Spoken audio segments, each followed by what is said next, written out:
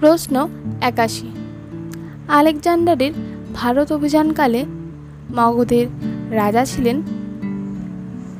উত্তর ঘ অর্থাৎ ধননন্দ। প্রশ্ন ৮২। মহাশিলাকণ্টক নামক অস্ত্রের ব্যবহার শুরু করেন?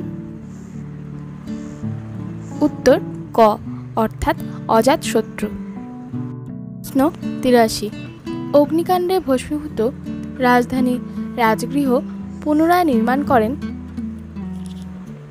উত্তর ক অর্থাৎ বিম্বিসার।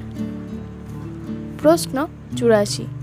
কলিঙ্গ থেকে জৈন মূর্তি মগধে নিয়ে আসেন? উত্তর খ অর্থাৎ মহাপদ্মনন্দ। প্রশ্ন ৮৫। মগধের প্রথম অক্ষত্রিয় রাজবংশ ছিল? উত্তর ক অর্থাৎ নন্দবংশ। প্রশ্ন ৮৬। পুণ্ডুক, ভূতপাল, রাষ্ট্রপাল যে বংশের রাজা ছিলেন? উত্তর ঘ অর্থাৎ নন্দবংশ। প্রশ্ন ৮৭। কার বদান্যতায় বেণুবন বিহার নির্মিত হয়? উত্তর ক অর্থাৎ বিম্বিসার। প্রশ্ন ৮৮। যার আমলে দ্বিতীয় বৌদ্ধ সংগীতি অনুষ্ঠিত হয়? উত্তর গ অর্থাৎ কাকবর্ণ কালাশোক। প্রশ্ন ৮৯। মগধের প্রাচীন রাজধানী রাজগৃহ অন্য যে নামে পরিচিত ছিল? উত্তর খ অর্থাৎ গিরিব্রজ। প্রশ্ন ৯০। কোনি কবিতায় ভূষিত হয়েছিলেন? উত্তর ঘ অর্থাৎ অজাতশত্রু।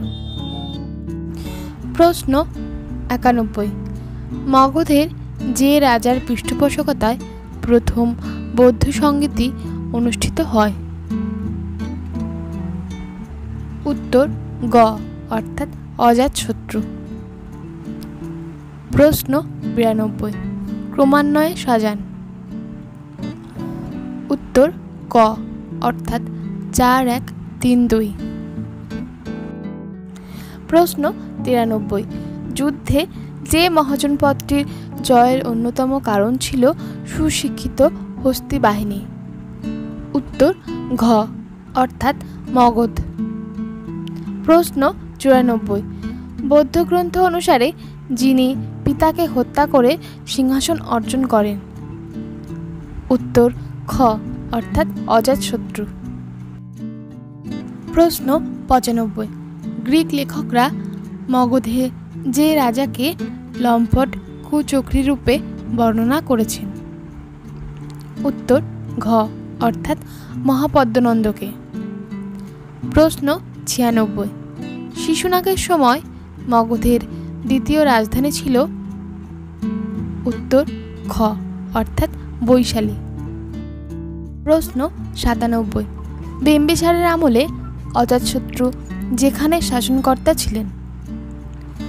উত্তর ক অর্থাৎ অঙ্গ। প্রশ্ন ৯৮। শিশুনাগ বংশের শেষ রাজা ছিলেন? উত্তর ঘ অর্থাৎ কাকবর্ণ কালাশোক। প্রশ্ন ৯৯। কাকবর্ণ কালাশোক যার পুত্র ছিলেন? উত্তর গ অর্থাৎ শিশুনাগ। প্রশ্ন ১০০। ভারতে প্রথম সাম্রাজ্য নির্মাণের কৃতিত্ব যে রাজাদের? উত্তর নন্দ।